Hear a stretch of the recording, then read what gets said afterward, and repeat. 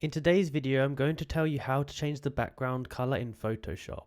So there's a few ways to do this. First of all, if you've just got a blank color like this at the bottom, you can simply go over to here, magic wand, select it, and then go over to here and change it to whatever color you want. And then you can use the bucket tool or a paintbrush to change it. Now this is if you have a separate background. If not, you're going to need to remove the background. I have a video about this on the channel. So, let's say you want to change the color of this background. What you want to do is you want to select it.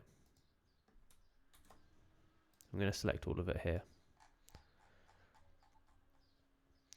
Now you want to go down to the bottom here and scroll up to the top and go to solid color. Now, it looks very bad at the moment, but don't worry. Let's say we want to change the sky to a red color like this. We'll do this. Now, we'll go to here at the top, and we'll go down to color.